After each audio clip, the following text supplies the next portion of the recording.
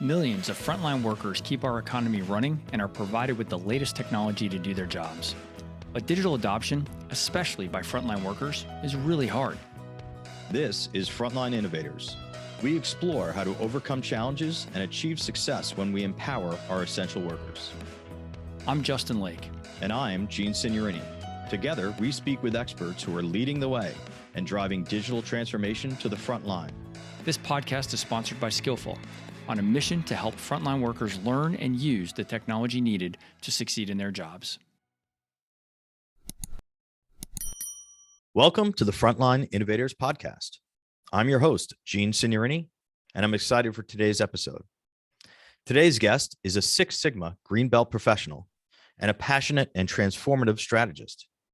He's currently Vice President, Operations and Delivery at Marsh McLennan.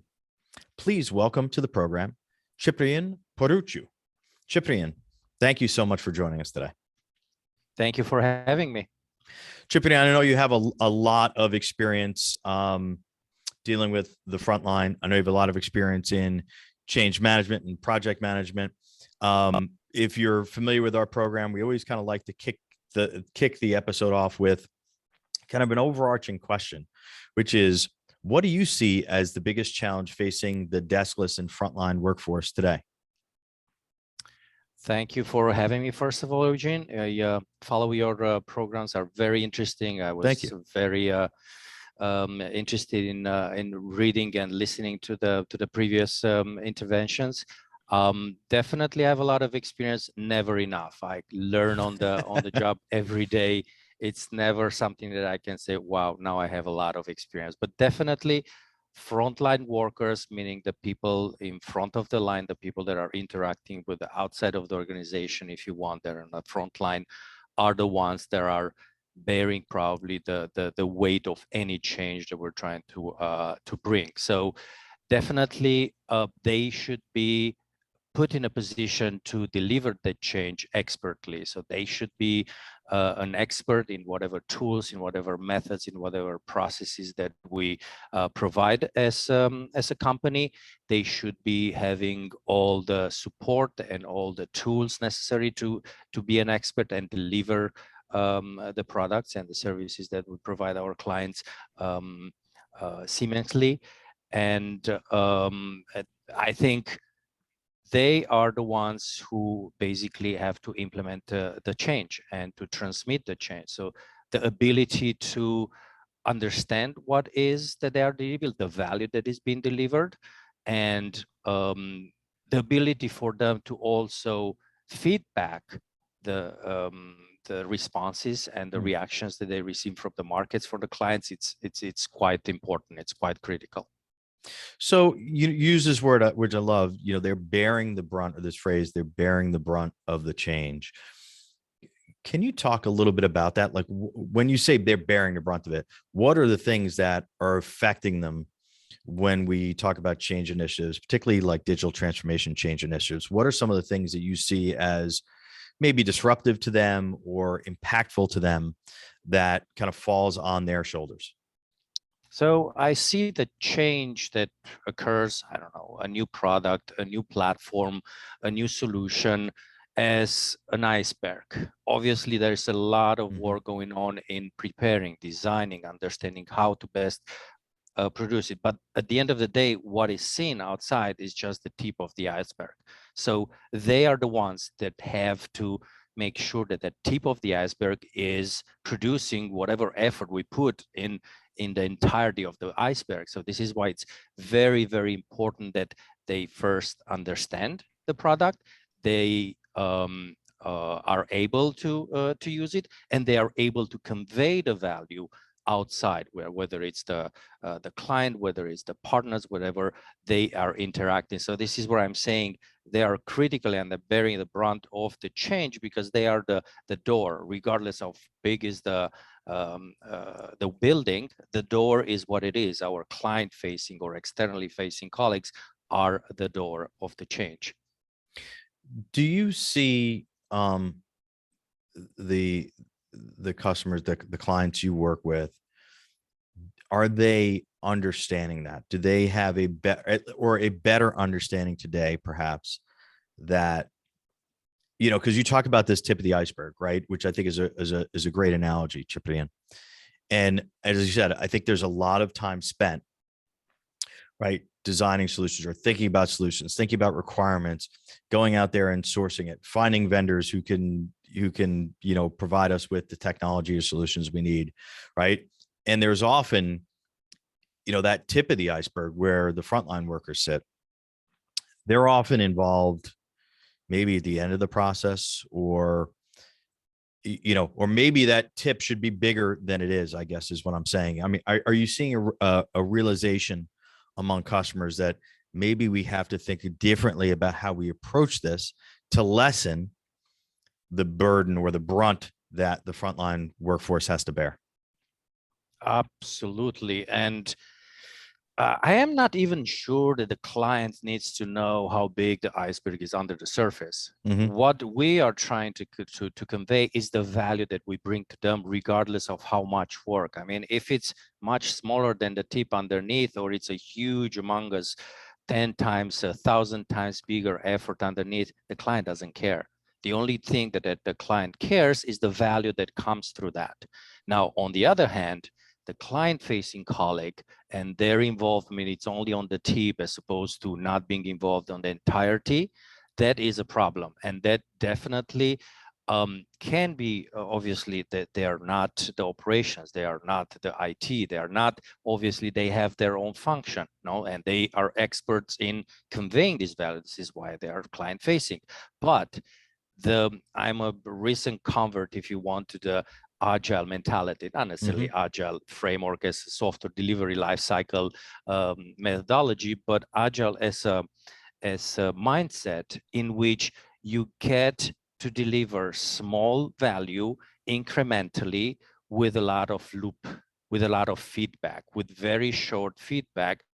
And this is where I'm seeing the client facing crucial in making sure that whatever in this huge underneath iceberg portion is something that delivers value to the clients, because they know what the clients want and they know what they will appreciate. So if they are involved appropriately, obviously with the appropriate time-consuming activities that they have, the value will be much better perceived, because at the end of the day, yes, there is a objective value, but it's also the perceived value.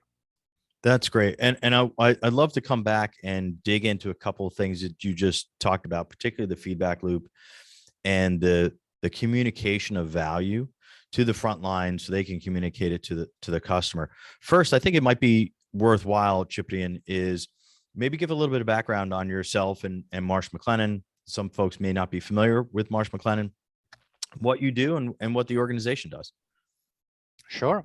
Glad to do that. So we just had our 50th anniversary, so it's a pretty nice. So you're still in kind of startup mode, right? Is what you're telling me? I'm in a right? startup mode. Yes, it's a Marsh McLennan. It's just a startup, fresh of 150 years, in vampire years, but definitely is something that. We try to do is resolve the risk management solution in a variety of ways. We have different portions of the business that Marsh, for example, takes care of risk management and insurance. We're a broker insurance. There is reinsurance, or the other level of the insurer portion. We have business units that support the benefits, workers' benefits, and others that work in consulting. So we have, it's almost a 360, if you want, servicing consulting servicing company that delivers value to clients through various methods. I sit within the Marsh business units of Marsh McLennan, which is the insurance broker and the risk management solutions. And your role specifically, so kind of on a day-to-day basis, how are you kind of helping your clients? Yeah, so I am part of a group of program managers at the global level that operates a little bit like a SEAL team on special missions. So we are not necessarily related to the operations, the ops and technology organization, where we're not related necessarily to a compliance or marketer or any other function, but at the same time, we go and solve strategic initiatives and lead strategic initiatives in the most various way. I mean, I've been working for a new platform in one of the products. I worked in rebranding activities of obviously 150 years. We went through a lot of organic and non-organic growth. So we acquired a number of brands. So we went through a rebranding globally.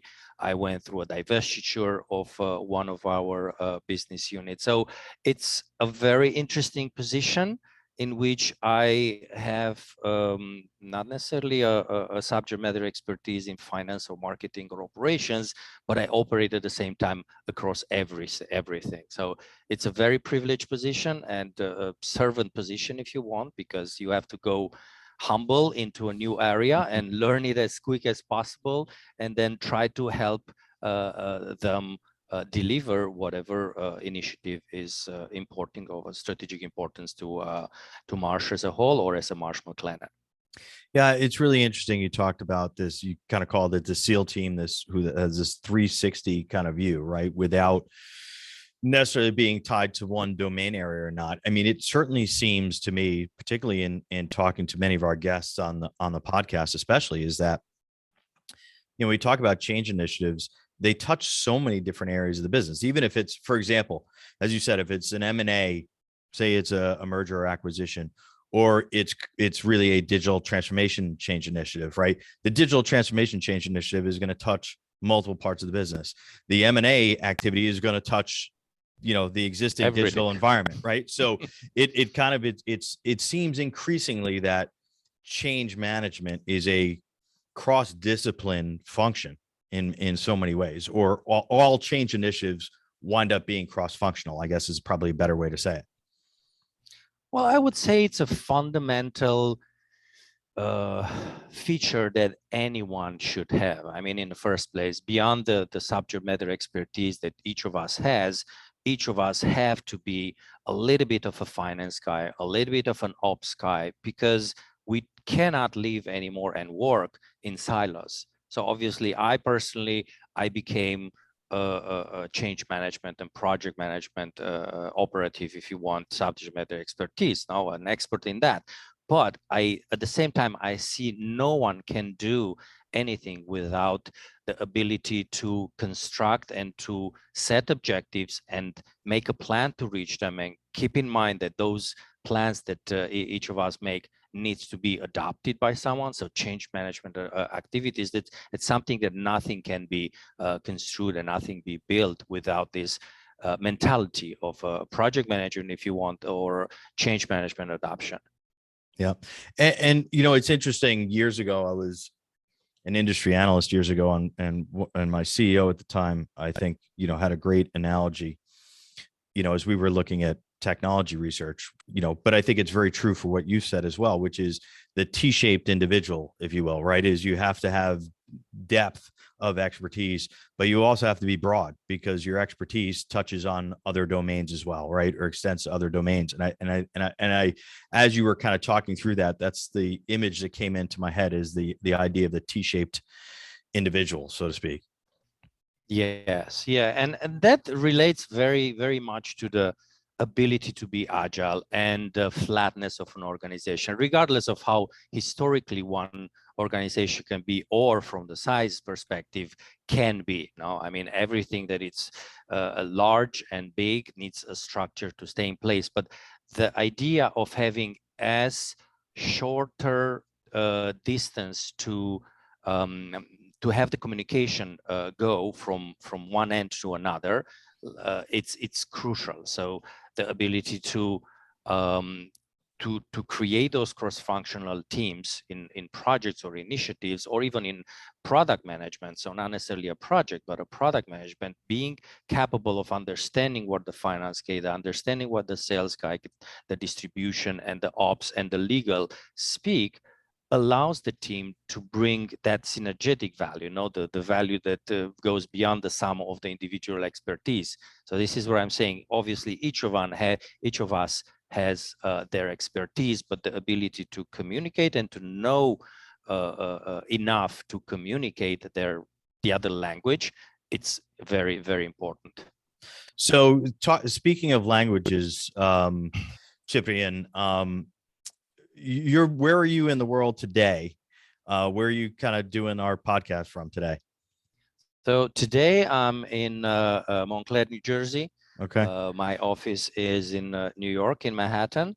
I follow, as probably 99% of the white-collar workers, a hybrid schedule, sometimes in the office, sometimes from home.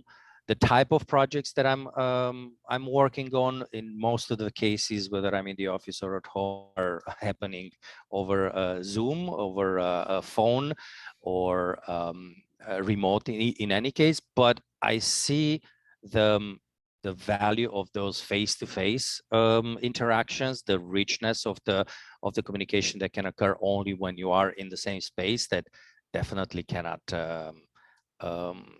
be overstated. Yeah, and I can tell from your accent that you're neither a native New Yorker nor a native New Jerseyan.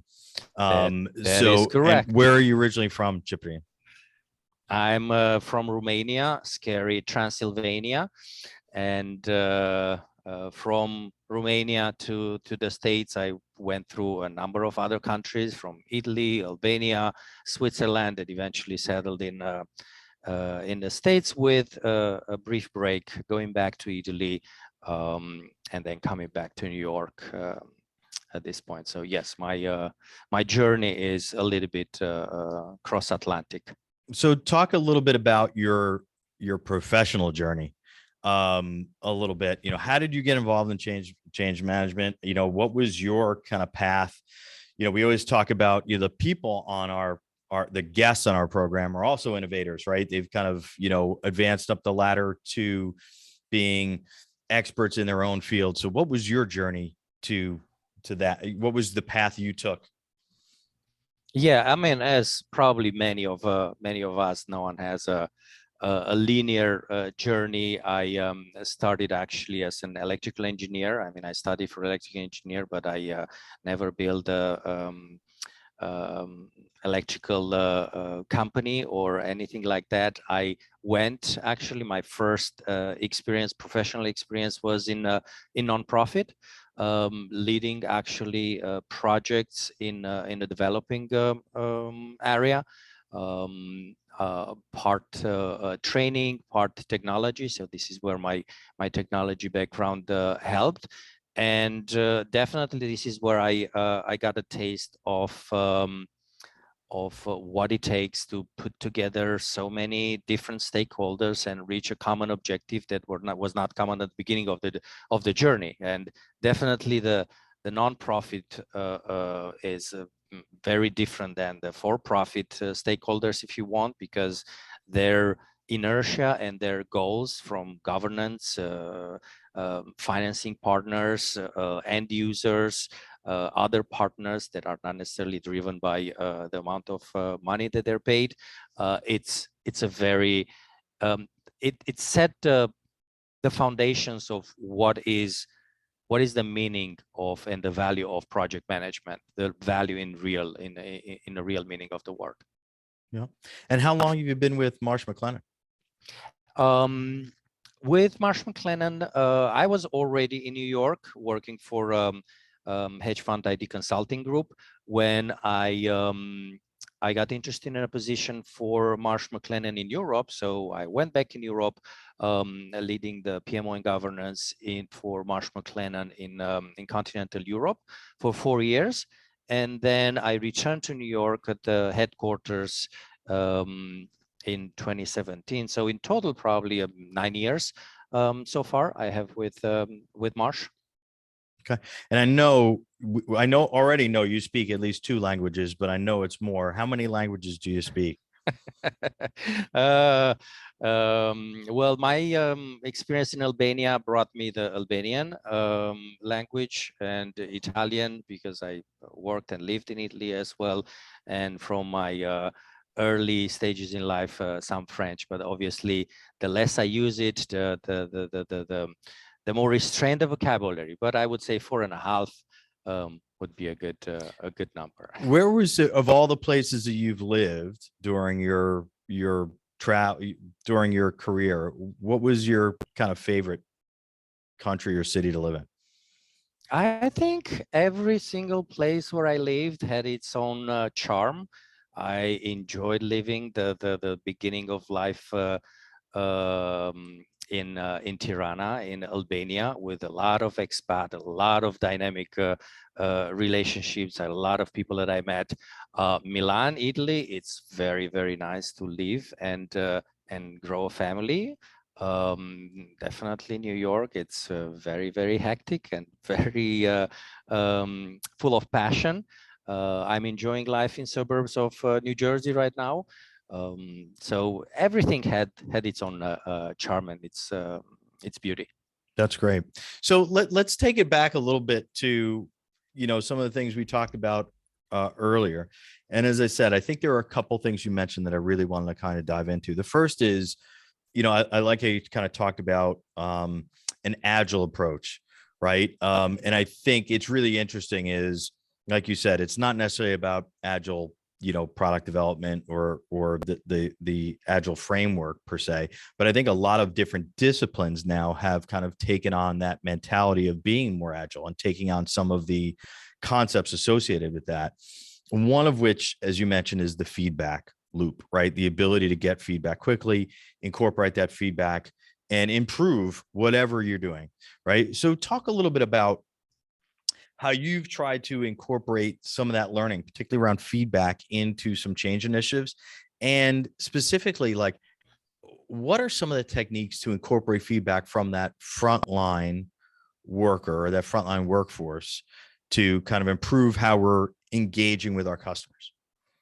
Yes. So I think I mean, it's overused. Maybe the most important asset of a company are its people, its employees. So the more you're able to leverage the value and the richness that every single employee has, the better position is the company. So, but obviously, when you have a 70,000 employees type of company, it would be a cacophony to have everyone speak at the same time. This is where I'm bringing back the agile at the same time with the flatness of an organization. And if you cannot have a small organization because you have 70,000 employees, then you chop it up and you divide the work, whether it's the team size, the people involved, whether it's scope, you chop it up in pieces that are chewable, and you bring the teams to a level of number of members that can communicate between them. And this is where the art of identifying the right stakeholders, representative stakeholders that can participate, people from the tip of the iceberg, people expert in deep diving, people expert in circulating the base of the iceberg. So all these people have their own value. If we are able to bring them together and have these small teams that can collaborate on each deliverable, one deliverable at a time, then we can deliver value. And if we're not able to deliver value for that small little piece of work that we've done, it's easily removed, meaning you lose very little if you went into the wrong direction, as opposed to having a huge transformation, 3-year transformation at the end of which you realize, oops, maybe we went in the wrong direction. Well, you lost a lot more than if you lost 2 weeks or a month worth of work. So this is where agile communication and short loop feedback is very important. Do you see more I mean, is your perception that more companies are trying to kind of pull in those stakeholders directly from the front line to get that feedback? I mean, one of the challenges that we've heard often is that, and the realities of just the frontline workers these days, is they're so stretched out, right? Resources are stretched thin. They are so busy that it's even hard to kind of take them from the field to incorporate them into some of these small teams, the collaborative teams, to kind of pull that information. I'm really kind of curious in terms of, how we balance those two things, right? Which is, listen, these people are in front of our customers, right? It's hard to kind of pull them in, but we need to pull them in. Mm-hmm.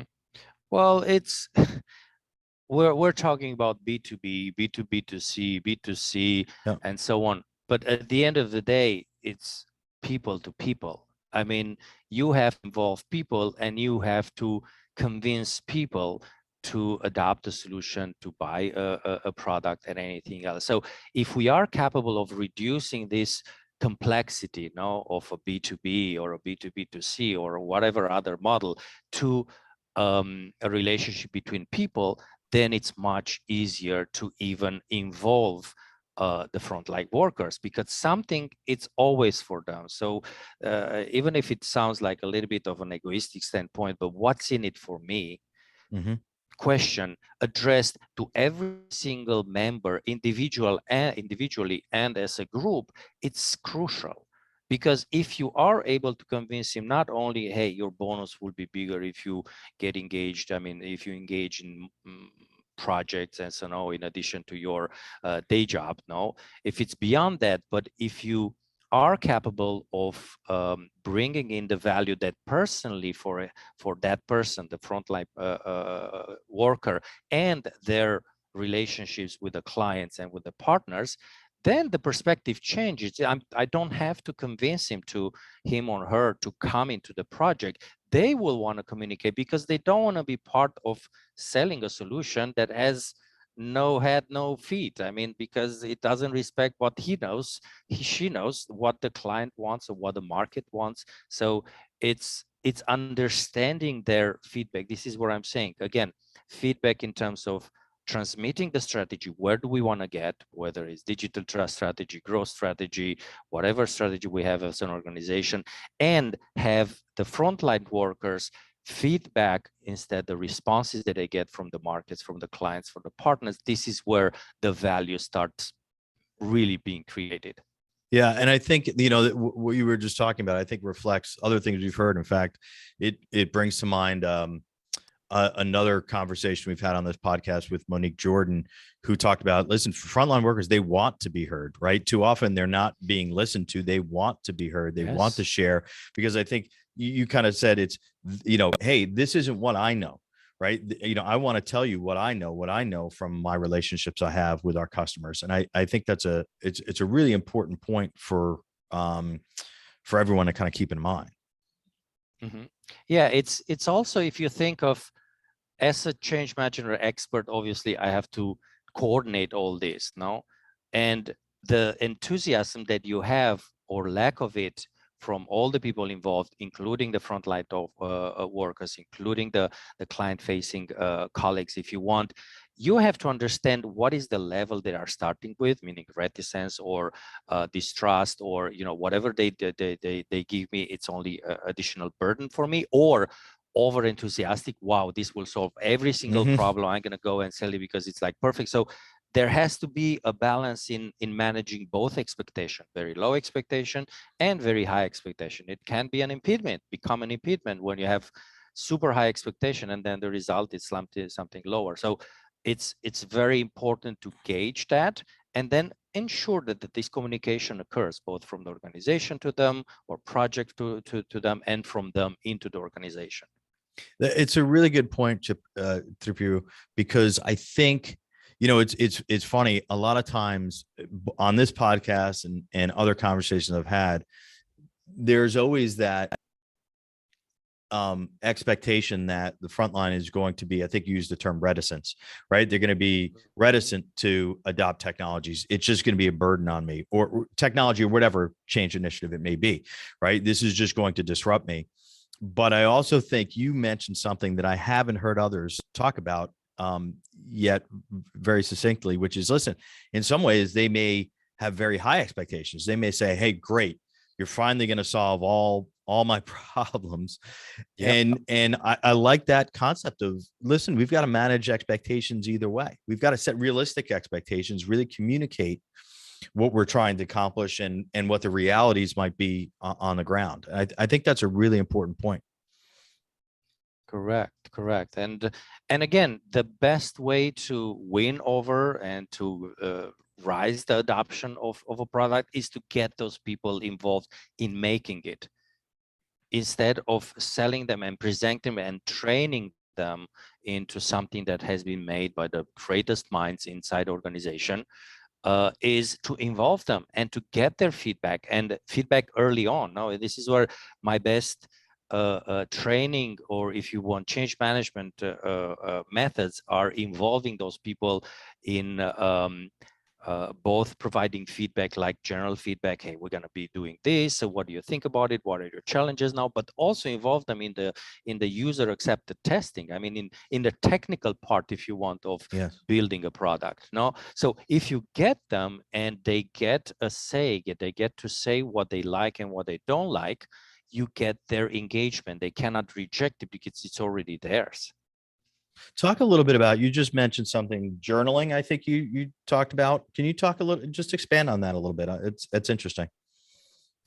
Journaling. Did you say journaling, or maybe it was journeys? I couldn't. Maybe I caught you wrong. Journeys. No. Journey. So understanding their journey. Yes, the frontline worker journey. I get that. Yeah. No, I think that's very important. Yeah.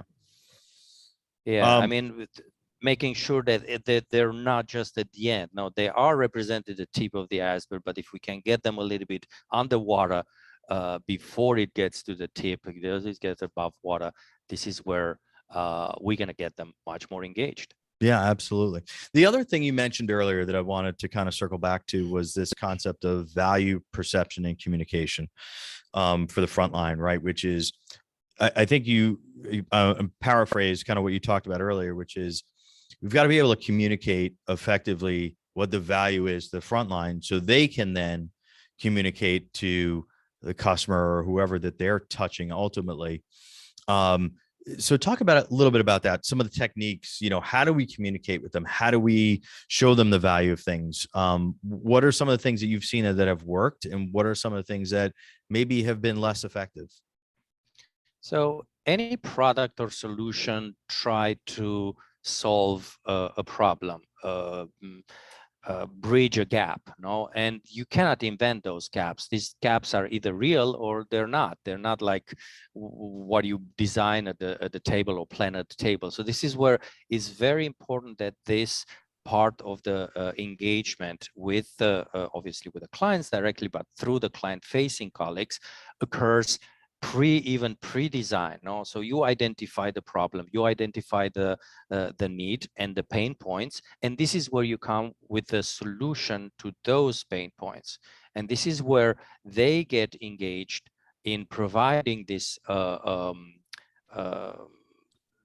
enunciation, if you will, statement of a problem that you will, as an organization, try to solve with a solution, with a technology, or with a process, or with a product, with anything we are, doing currently. So this is where their contribution comes in, providing real feedback in terms of what is the gap, what is the solution, that is the problem that needs a solution. Yeah, so it goes back to what you were talking about earlier, right? Is you need to involve them early so you can identify the real problems. And I think that is probably key too, which is, there may be a perception of what the problem is, but by bringing in the right stakeholders, you can really clarify that, right? Maybe drill down and say, no, this is the real problem, right? Or here's the nuance involved in that problem we're trying to solve. And then once they've, and that's part of helping designing the solution, as you said, right, is identifying the problem before you even try to identify the solution to it. Correct. And sometimes the end user is not necessarily a client outside the organization. It's maybe the colleagues. Now it's something to support the work of the colleagues in the middle office or back office, or even the client facing, but not necessarily in direct work with them. And the same also for the clients themselves or the partners. There is the real problem, but then there is also an arrogance that says, I know what the real problem is now, as opposed to what is the perception. Well, we have to address both, because we don't know with certitude what is the real problem and what is just the perceived. The perception can create as much desire or rejection as a real problem or a real issue. So definitely the perception has to be addressed from the get-go, from the beginning through the design, and obviously in the phases of translation into production. So I'd love to switch gears just slightly. It's not massive switching gears, but talking a little bit about, because we've talked about frontline workers, and and very often I'm interested in this because I've talked to other change professionals about this and gotten some different opinions, which is what makes change initiatives, or what are some of the unique challenges that frontline workers face that may be different than knowledge or information workers, right? Or what are some of the similarities between them? What are some of the differences? As you approach a change project, and you've been involved in a variety of different ones that involve, I'm sure, many different end user stakeholders, right? Do you see differences in, frontline workers versus information workers? Do you take different approaches when dealing with change initiatives that impact those two different stakeholder groups? In principle, no. In principle, they are people with pain points in looking for a solution. So in principle, the same methods and the same methodology can be applied to anyone. So I just attended a training with a group of people in terms of agile coaching, no? Mm-hmm. And the person who was directing the course was talking about what is a coach, and do you need to be a subject matter expertise in order to coach someone? No. And he said, no, I can coach a surgeon, I can coach an engineer, I can coach a CEO. I don't need to know the subject matter expertise of that person to guide that person and to discover what is the solution that maybe the person itself knows, because it is at the end of the day a subject matter expertise in that particular domain, to guide them through a framework of a question and supporting, not guidance, but coaching. This is what coaching is. So I see the role of change management experts almost like a coach. No, so whether it's information internally, back office, middle office, people that support the infrastructure, people that support the functions, versus someone who's in direct contact and 90% of the time with the clients and 10% maybe with the internal of the organization, I think they face substantially and essentially the same problems. It's simply their own target users are different. The internal knowledge workers are obviously dealing with some other end users than the client facing and the frontline workers, but substantially is the same thing. When it comes to communication and training, which I know is certainly an important element to the success of any change initiative, are there differences there? So how we communicate with, like, just so I think you use this term, like, in principle, right? Fundamentally, there isn't a difference. In practicality, there may be some practical challenges, right? When we're dealing with for sure. Yeah. Absolutely. Well, obviously, when you write an email to the colleagues within your department, you attach a certain level of formality, and you keep in mind the context that is your department. When you send an email within the company, you obviously address the particular company that it is. When you address externally, obviously you represent also the company. You don't represent only that project. You don't represent only the department. So obviously the tone, the context, if you want, the context is it's much richer when you communicate outside, and the dependencies and the variables that you have to keep in mind are probably richer, or definitely different than when you have to deliver a project that affects internal colleagues only. So definitely the content of it is different, and because the target audience is different, the market will react differently than internal colleagues. Now, when you talk to a client, you don't talk the same way you talk to a colleague. Now, so it's definitely the principles are the same. The methods are definitely adjusted for the target audience. Yeah, context matters, I think, is a great point. You talked about the way we talk to them and how we talk to them, right? Because channel may be different, right? How we can communicate with them. Absolutely. And how we can reach them, and all of that is critical to keep in mind as well. Absolutely. When you talk to a client, you don't talk only to the client, you talk to your competitors as well. So obviously, when you communicate to your colleagues, you don't communicate to your competitors. You focus on the colleagues. When you go outside, there are a multitude. You talk to the regulators at the same time. You talk to the competitors. You talk to your partners. So definitely, it's a much richer medium, if you want, because of the context. Yeah. Ciprian, before we close out today, obviously you're very passionate about what you do. Obviously you enjoy what you've been doing, and it comes through in the conversation.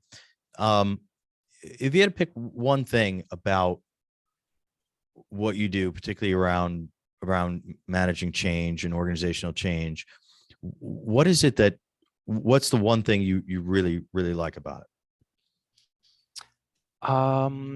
Working with people. The people are always different. Even if it's the same person that I'm working from one project to another, from 1 year to another, it's a different person.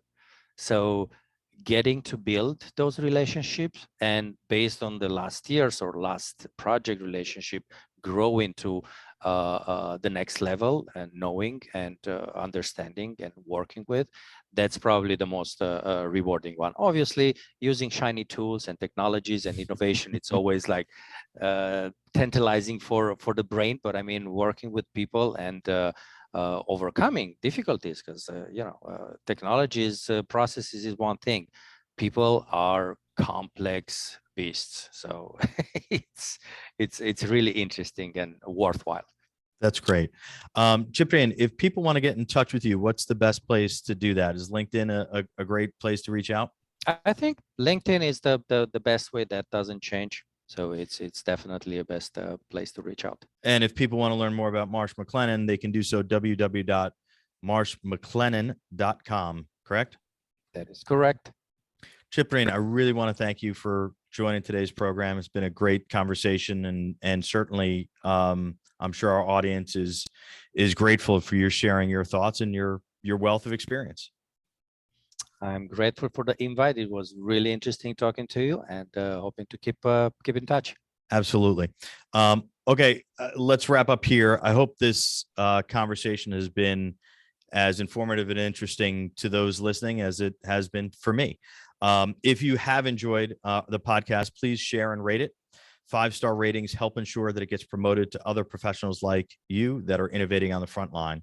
And a friendly reminder that this podcast is sponsored by Skillful, the mobile digital adoption platform for deskless and frontline workers. You can visit the Skillful website at skyllful.com. And if you or someone you know is out there innovating on the front lines, we'd love to hear about it. Please reach out to me on LinkedIn to share your story. Until then, see you on our next episode.